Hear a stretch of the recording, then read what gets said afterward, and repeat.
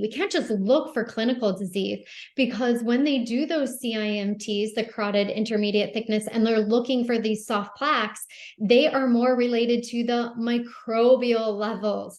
We have to know if those pathogens are there, if those microbes are there or not. So this whole clinical presentation that we've been kind of confused around is only part of the story.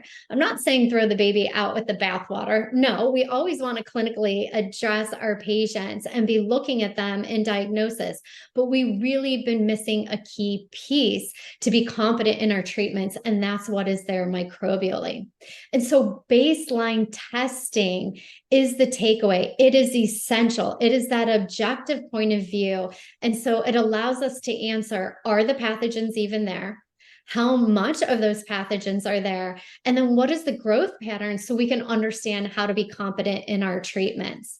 So who are these pathogens we keep talking about? Well, remember that there are actually being talked about millions being named here in the future, but there are 700 that we focus on. But the ones that make the biggest impact in the mouth are called keystone pathogens. They are 5 bacteria, and because these are the ones that have an impact on the rest of the body. They are AA, PG, TD, TF, and FM.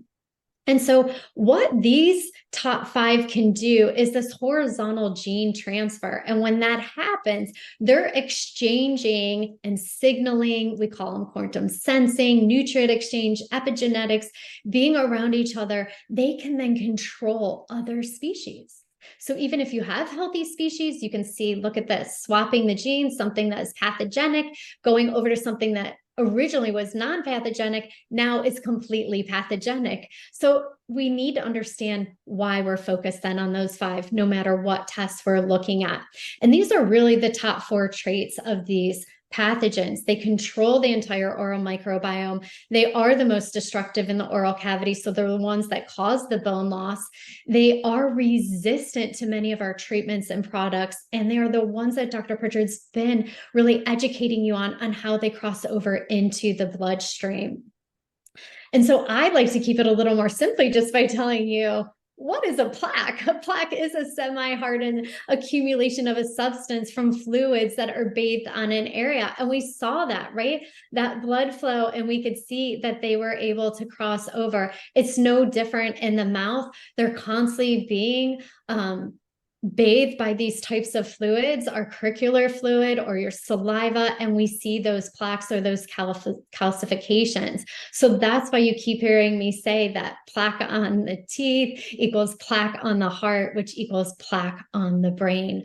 Plaques are plaques, and we need to understand that and be able to communicate that clearly with our patients. So we're going to wrap this all up for you here with a nice little bow, really understanding airway to pathogens to plaque. That, right, if we start with that airway, we can be assessing those clinical signs and symptoms, and we can see if somebody's desaturating with an objective test, with a sleep test or nitric oxide test for our airway, which brings us to, hey, are we actually growing these pathogens? We can do a saliva test and see if those 5 are there, because then those are the ones that can cross over any of the epithelium or endothelium lining. And as we so eloquently heard from Dr. Pritchard, create those sticky plaques. So this is that process. Want you to see that visual. And for us here, this is then that accumulation of going from confusion to confidence, that we can then work together collaboratively, because it is truly the test, as we showed you at the beginning. Even if we just start with those top four tests, remember what those are. So look at that. We're going to cover them again, but those 4 tests are truly what lead us to collaboration between our healthcare specialties. So talk about these better measures. Wrap this up for us, Dr. Pritchard. I know it's a lot on here. We go through more in depth, but I want them to be able to see those tests. Yes, so whether they're ordered in the dental office or in the non-dental office, we first need to start with looking, is this person oxygenating well day and night? And of course, we're all familiar with the cone beam CT, which gives us the anatomy of the airway, a sleep test, whether it's a home sleep test or it's a formal in-lab sleep test, some way to measure oxygen all night long. And then the nitric oxide test, or some way to determine if the individual has adequate levels of nitric oxide. I will just say, while we're on this slide, remember with your sleep test, I said it earlier, but don't just focus on the AHI. There's so much gold to be found in the additional results that you get from the sleep test, even from a patient's wearable at home, to determine if they have high levels of oxygen, 96% or higher all night long. Otherwise, there's some improvement to be made. High-risk pathogens, as Laura's talked about so beautifully, so a saliva test, whether you order it either office. And then the inflammatory markers, myeloperoxidase and plaque 2, specific for plaque that is dangerous in the wall of the artery. Until proven otherwise, you've got a high-risk situation on your hands if you have elevated myeloperoxidase and plaque 2. That cannot be resolved by one office alone. It takes us coming together. C-reactive protein for global look at inflammation.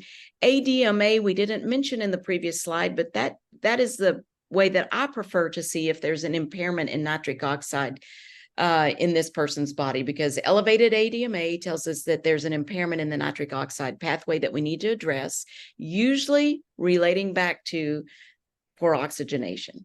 And the hemoglobin A1C, we've put it here. It's not the best way to look for diabetes, as Laura talked about earlier, or is this person on the path to diabetes? Do they have insulin resistance? But A1C and other tests that we're going to talk about in the future to determine the metabolic health of the individual in front of us. And then arterial health, we've talked about the ultrasound for carotid intima media thickness, and then the CT scan with artificial intelligence of the coronary arteries. So if we start simply looking at these four things and having conversations together between us, then we'll begin to move towards that confidence and collaboration we're all looking for. So I hope you could put the inflammation triad now, understanding that pathway from airway to pathogens to plaque, because we truly believe in inspiring you and you going to work, treating your patients, being fulfilled, knowing you are making a difference. This is the time for a revolution in healthcare where we can bring ourselves all together and understanding how to collaborate to get better outcomes for our patients.